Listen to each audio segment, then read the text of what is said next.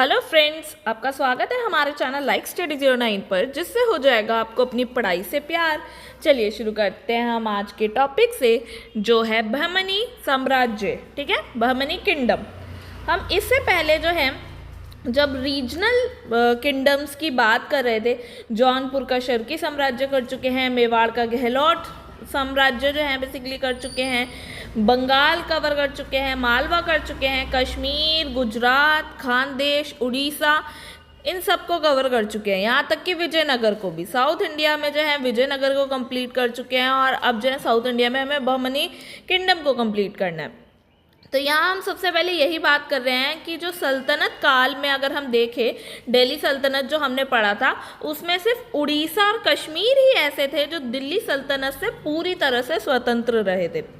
अब आप बोलोगे मैंने तो अभी इतने सारे नाम गिनवा दिए जो कि बेसिकली स्वतंत्र शासक के तौर पे, मतलब स्वतंत्र राज्य थे, प्रांतीय राज्य थे। ये जौनपुर, मेवाड़, बंगाल, मालवा, गुजरात, खानदेश, ये कहाँ गए? तो देखो, ये जो क्षेत्र थे ये ऐसे क्षेत्र थे कि चाहे कुछ समय के लिए ही सही, पर दिल्ली सल्तनत का उन पे कब्जा ज़रूर रहा था।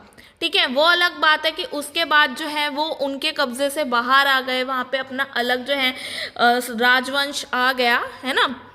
पर सिर्फ एक उड़ीसा और कश्मीर ही ऐसा था जहाँ दिल्ली सल्तनत जो है बिल्कुल टच नहीं कर पाई, और वहाँ उनका अपना अलग से जो है एक इंडिपेंडेंट रूल चलता रहा। ठीक है, ये तो बात थी हमारे पिछली क्लासेस की। ठीक है, अब हम दिल्ली सल्तनत की बात किए तो हमने देखा विघटन जो है उनका शुरू हो चुका था, जो साउथ इंडिया से ही वो जो शुरू हुआ था। और ये हुआ कब था? मोहम्मद बिन तुगलक के काल में, जो हमने विजयनगर साम्राज्य के लिए भी देखा।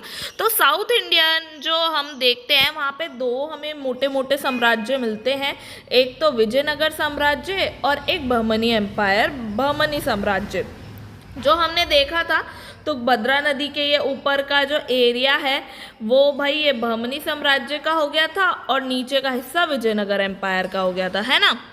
तो आगे हम बात करें कि जब मोहम्मद बिन तुगलक के काल में ये जो है फॉर्म करने लगे, तो मदुरा में वहाँ पे जो गवर्नर था वो जलालुद्दीन अहमद शाह था, जिसके टाइम से ही जो है विद्रोह होना शुरू हो चुके थे।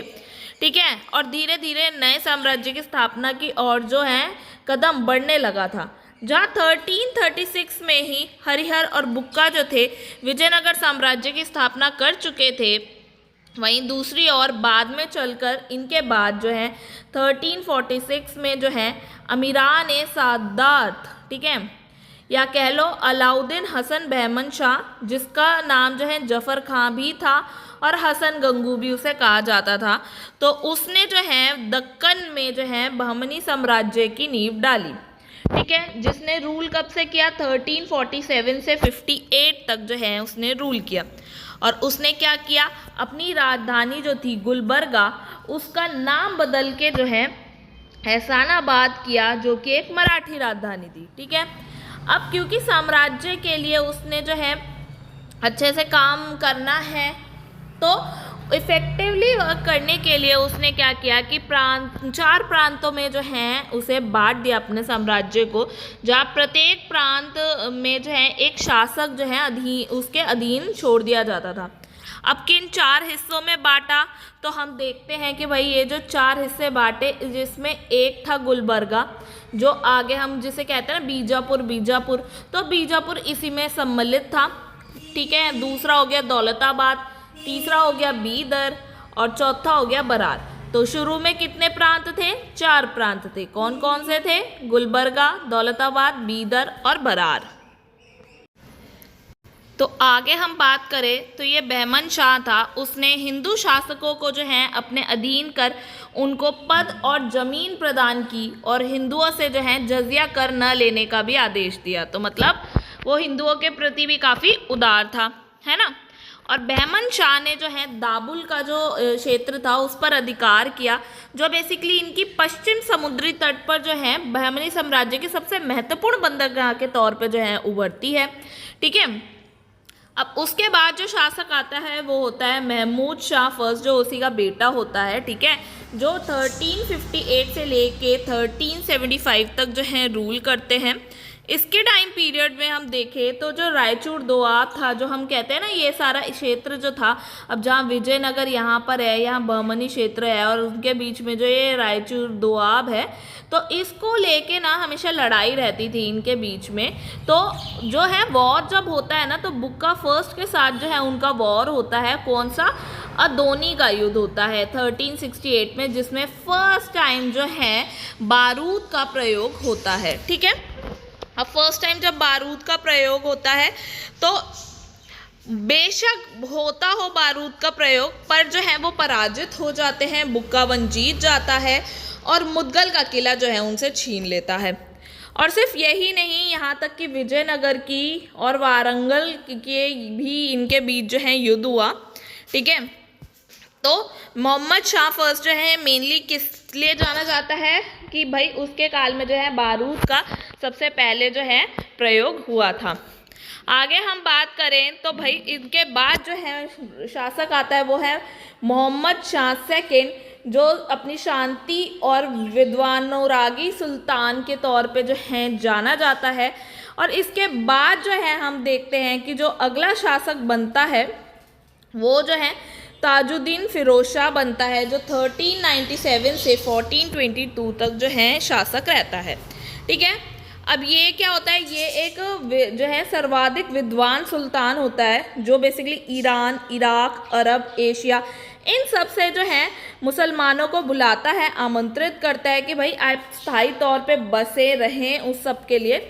यहाँ तक कि फरिश्ता जो है ये भी बताता है कि भाई ये इतना विद्वान था या इतने लोगों से उसके कनेक्शंस थे कि भाई उसे फ़ारसी भी आती थी, अरबी भी आती थी, तुर्की भी आती थी, तेलुगु भी आती थी, कन्नड़, मराठी, ये सब भाषाएं जो है आया करती थी उसे। तो ओवरऑल होता क्या है, अब जब हमने ये देखा कि भाई ये जो है बहुत ही विद्वान व्यक्ति था, काफ़ी लोगों से अच्छे अच्छे कनेक्शंस थे, उनको इनविटेशन भी दिया करता था, तो परिणाम क्या हुआ, जो बहमनी साम्राज्य था वो दो गुटों में बंटने लग गया, जिसमें एक वर्ग बना अमीर का, एक बना दक्कनी वर्ग। ठीक है, यही गुट जो है आगे चल के इसके पतन का कारण बनते हैं। इसने भी जो है प्रशासन में बड़े स्वर पे जो है हिंदुओं को सम्मिलित किया, जैसे भाई पहले किया गया था पहले के शासकों द्वारा। ठीक है, और दौलताबाद में इसने यहाँ तक कि एक वैधशाला भी बनवाई, भीम नदी के तट पे एक फिरोज शाह नगर भी बसाया। यहाँ तक कि देवराय फर्स्ट जो थे विजयनगर एम्पायर के, उनसे 2 बारी युद्ध भी किया और दोनों बारी युद्ध करके उन्हें पराजित कर उनकी पुत्री से शादी भी की।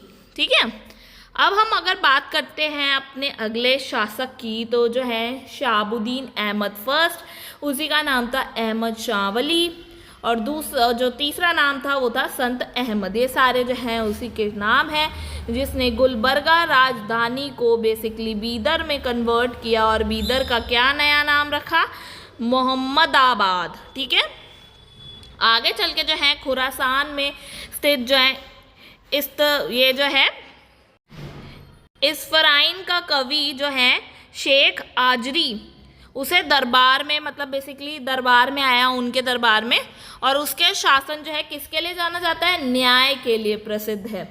और अन्य नाम क्या है, अहमद शाह वली और संत अहमद, जो हमने अभी ऊपर देख लिया है। ठीक है, अब हम बात करते हैं उससे अगले शासक की, जो है अलाउद्दीन अहमद सेकंड, जो 1436 से 1458 तक है। इसके समय पे जो है विदेशियों द्वारा जो है आगमन कई बहुत ज़्यादा हुआ था।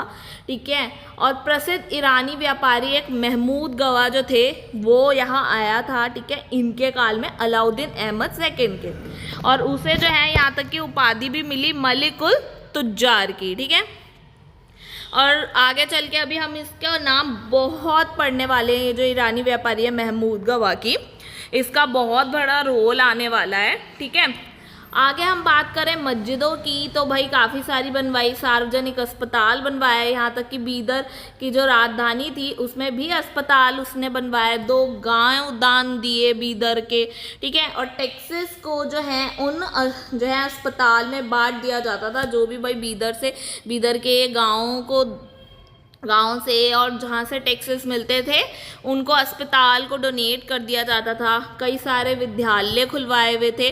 तो मतलब डेवलपमेंटल वर्क जो हैं काफ़ी सारे कराए थे ये जो हैं अलाउद्दीन अहमद सेकंड ने, ठीक है। इसके बाद जो है अगला शासक आता है अलाउद्दीन हुमायूं। देखिए ये ना तो दिल्ली सल्तनत वाला अलाउद्दीन है, ना ही ये मुगल सल्तनत वाला हुमायूं है। ये उन दोनों का कॉम्बो है जो बहमनी साम्राज्य में आता है, ठीक है। अलाउद्दीन हुमायूं जिसका शासनकाल क्या है 1458 से लेके 61, जिसके काल जो बेसिकली काल जो कहा जाता है एक क्रूर शासक का जो है काल कहा जाता है, ठीक है। ये एक क्रूर शासक था जिसने उपाधि ली थी जाजिम की, ठीक है, और दक्कन की नीरो।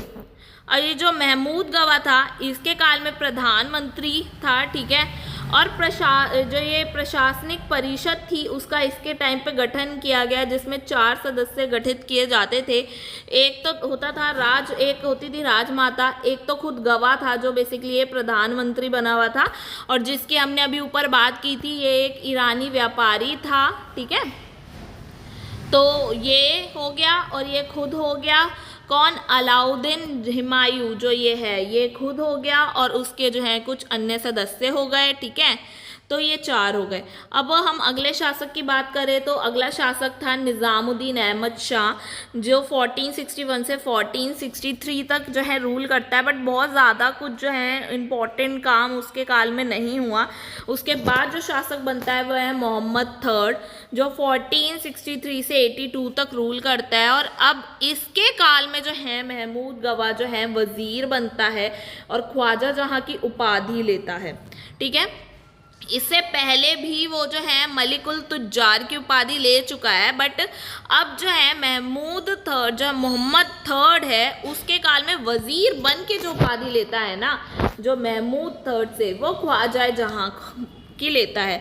और यहाँ पर जो है 3 सदस्य परिषद बनती है, ठीक है। जैसे यहाँ 4 सदस्य गठित हुए थे, यहाँ पर जो है 3 सदस्य गठित हुए जिसमें तो एक तो महमूद गवा खुद हो गया, एक राजमाता हो गई और एक मोहम्मद थर्ड जो है वो खुद हो गया, जो कि बेसिकली 9 साल का एक बच्चा था, ठीक है। अब 9 साल का बच्चा वो तो शामिल करना इसीलिए ज़रूरी था क्योंकि भाई वो शासक, ठीक है।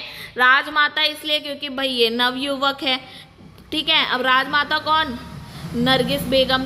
और एक्चुअल फिर पावर किस पे जाएगी भाई, सब कुछ माता भी अकेले कैसे संभालेगी, तो महमूद गवा जो बेसिकली उनका वजीर था। तो ओवरऑल शक्ति किसके पास थी, महमूद गवा के पास, जो कि वहाँ का पेशवा भी था।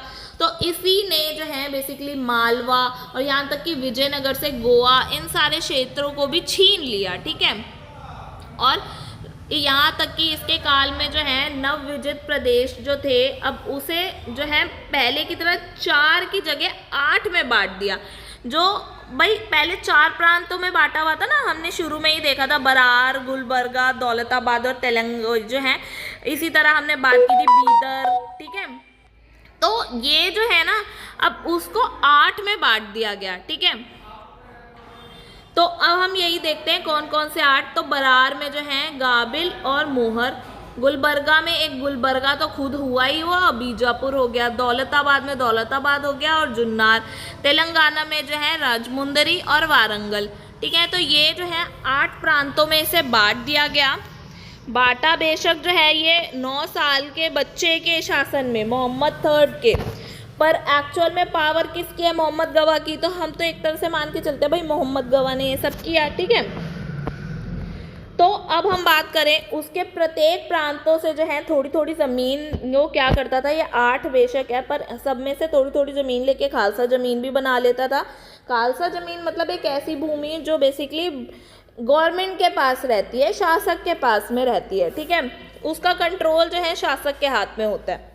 तो गवा जो था उसने भूमि को व्यवस्थित बनाए रखने के लिए और रेवेन्यू जो है सारा जो वो प्रॉपरली आ सके इसलिए पैमाइश सही से कराने के लिए, सीमा निर्धारण कराने के लिए, लगान निर्धारण करने के लिए प्रॉपरली जांच करवाई, ठीक है। यहाँ तक कि बीदर में महाविद्यालय भी बनवाए और कुछ ग्रंथ भी इसके जो हैं मिलते हैं यहाँ पे जो हैं, रोजतुल इंशा, दीवान अत्र, ठीक है। यहाँ तक कि एक जो है रूसी यात्री निकितन भी आता है। महमूद गवा ने यहाँ तक ईरान, इराक, मिस्र, टर्की सभी के सुल्तानों के साथ जो है बेसिकली एक कहते हैं ना लिंक बना के रखा था, पत्र व्यवहार वो चलता रहता था ताकि भाई उनसे जो कनेक्शंस हैं वो ख़राब ना हो, ठीक है, क्योंकि डेली जाना भी पॉसिबल तो हो नहीं सकता है, तो भाई पत्र व्यवहार बना के जो है कनेक्शंस बना के रखे हुए थे।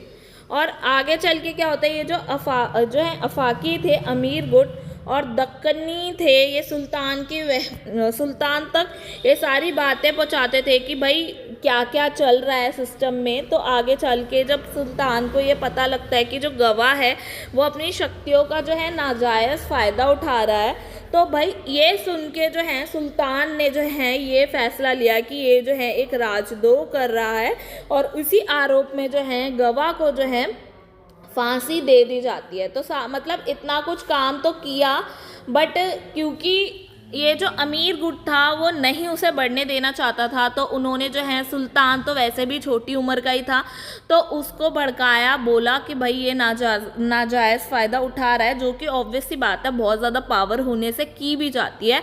तो ये कहकर जो है सुल्तान ने फिर ऑर्डर दिया कि राजद्रोह कर रहा है तो फांसी की सज़ा दो, तो वो सज़ा दे दी गई। अब ये जो महमूद गवा था इसने यहाँ तक कि बीदर में जो विश्वविद्यालय खुला था या मदरसा खुलवाया था, जो अभी हमने ये देखा ना, ये जो खुलवाया था ना, यहाँ तक कि ये जो है इतना सही करवाया था कि जिसमें तकरीबन 1000 से भी ज़्यादा जो है ना अध्यापक और विद्यार्थी ना वहाँ पे रह भी सकते थे, इतनी सुविधाएं उसने जो है वहाँ पे कराई थी, ठीक है। अब हम बात करें अंतिम शासक की, ठीक है, तो वो था कलीमुल्ला, जो 1538 में बेसिकली इसकी मृत्यु हो जाती है और एट द एंड जो है बहमनी जो साम्राज्य है उसका अंत हो जाता है और वो जो है कई सारे हिस्सों में ना टूट जाता है। तकरीबन 5 जो हैं स्वतंत्र क्षेत्र जो हैं वो प्रांतीय राज्य जिस तरह से हैं जैसे बहमनी है वो बन जाता है, बेसिकली टूट जाता है, 5 हिस्सों में टूट जाता है, जो कि हम अपने अलग लेक्चर में कवर करेंगे, ठीक है। उन 5 के बारे में भी डिटेल से हम बात करेंगे, बट अगर हम ओवरऑल बहमनी साम्राज्य की बात करें तो उसका अंत जो है एक तरह से तो भाई कलीमुल्ला के तो जो है शासन में ही हो गया है, क्योंकि वही जो है सारे क्षेत्रों को एक साथ लीड कर रहा है। उसके बाद तो भाई हम टुकड़े टुकड़े पढ़ेंगे कि भाई इस टुकड़े में ये शासक है, इसमें ये। अभी तो हम ओवरऑल बता रहे हैं, तो ये ओवरऑल बहमनी का जो है अंतिम शासक कलीमुल्ला था, ठीक है। चलिए अब हम लगे हाथ ये भी बात कर लेते हैं जो बहमनी साम्राज्य था उसका प्रशासन कैसा था। तो हम सेंट्रल एडमिनिस्ट्रेशन की बात करेंगे, प्रोविंशियल एडमिनिस्ट्रेशन की बात करेंगे, रेवेन्यू एडमिनिस्ट्रेशन की बात करेंगे, मिलिट्री की बात करेंगे और जुडिशियल की बात करेंगे, ठीक है। जिसमें सेंट्रल एडमिनिस्ट्रेशन में जो कुछ पोस्ट होती थी हम उनको देखेंगे कि कौन सी होती थी। तो वकील सल्तनत जो होती थी वो दिल्ली के जो है मलिक नायब के ही समान होती थी, जो बेसिकली डिप्यूटी सुल्तान होते थे, जो बेसिकली सुल्तान जब है नहीं, अवेलेबल नहीं है फॉर एनी रीज़न, तो जो डिसीजन लेता था वो कौन लेता था, वो यही वकील सल्तनत लेता था, ठीक है। तो वही जो है रेफर करता था कि आगे क्या करना चाहिए, ठीक है। नेक्स्ट जो पोस्ट थी वकील कुल की, वो जो है सभी मंत्रियों के कार्यों को जो है देखता था। तो ओवरऑल ये जो है प्राइम मिनिस्टर की तरह जो है काम करता था, ठीक है। अब हम बात करते हैं अमीर जुमला की। ये अमीर जुमला ये जो है एक तरह का वित्त विभाग का अध्यक्ष होता था, फाइनेंस को जो है देखता था। ऐसे ही जो है वजीर अशरफ, ये जो है विदेश नीति और दरबार संबंधी जितने भी कार्य होते थे ये उन सबको देखा करता था। नेक्स्ट होता था पेशवा। पेशवा क्या होता था, वकील सल्तनत का जो है सहायता करता था। कोतवाल कौन होता था, जो नगर का मुख्य पुलिस अधिकारी होता था ना उसे कोतवाल कहा जाता था। अब सदरे जहाँ जो है वो बेसिकली न्याय विभाग और धर्म दान विभाग का बेसिकली अध्यक्ष था, उस पर न्याय का भी काम था, धर्म का, दान पुण्य इन सब का काम था, ठीक है। आगे जो है जो पोस्ट, बेसिकली पोस्ट तो है सरे नौबत, ठीक है, बट हम बात करते हैं साखे खेल की। ये क्या कौन होते थे, ये महल और दरबार में जो सुरक्षा करने वाले बेसिकली अंगरक्षक होते थे ना, उनका जो पूरा ग्रुप होता था उसको साखे खेल कहा जाता था। और ये जो है ना ग्रुप तकरीबन 4 हिस्सों में बांटा जाता था, और ये जो 4 दल होते थे इनका जो एक मुख्य अधिकारी बनाया जाता था जो इन चारों को लीड करता था, उसको सदरे नौबत कहते थे। ठीक है, ये सारे नेम्स जो हैं बहमनी एम्पायर में सेंट्रल एडमिनिस्ट्रेशन को जो कंट्रोल करते थे उनका था। ठीक है, क्योंकि काम जो है सभी जो हम विजयनगर देख लें, हम चाहे दिल्ली सल्तनत देख लें, काम करने वाले पोस्ट सारे एक होते थे, बस नेम जो है डिफरेंट हो जाती थी। तो वही चीज़, और कई जगह तो नेम भी भाई सेम ही होते हैं। हम कोतवाल जो हैं वो कोतवाल वहाँ पे भी दिल्ली सल्तनत में भी आपको मिल जाएंगे, वो बहमनी साम्राज्य में भी मिल जाएंगे। ठीक है, तो प्रोविंशियल एडमिनिस्ट्रेशन में बात करें तो जो कोतवाल और काजी होते थे वो लॉ एंड ऑर्डर को देखने का काम करते थे प्रांतों में। ठीक है, और जो प्रांतों का प्रमुख होता था वो तरफदार या अमीर होता था। ठीक है, अमीर नाम है। ठीक है, और रेवेन्यू एडमिनिस्ट्रेशन की बात करें तो टैक्सेस में जो है खराज और ज़कात लिया जाता था, और इक्ता लैंड को जो है बेसिकली इक्ता सिस्टम को जो है उन्होंने यहाँ पे अपनाया हुआ था। ठीक है, जैसे हम विजयनगर में देखे थे नायक सिस्टम था। ठीक है, अमर नायक, इस तरीके से एकता एक तरह से था। तो एकता सिस्टम जैसा, प्रॉपरली नहीं कह सकते कि प्रॉपर था, बट हाँ था सिस्टम वैसा, पर उसके नेम्स जो थे वो चेंज थे। यहाँ पर जो है यहाँ पे इक्ता सिस्टम जो है वही अपनाया गया है, तो नेम भी इक्ता सिस्टम ही था। ठीक है, मिलिट्री एडमिनिस्ट्रेशन की बात करें तो सुल्तान का जो है डायरेक्ट कंट्रोल रहता था इस पे।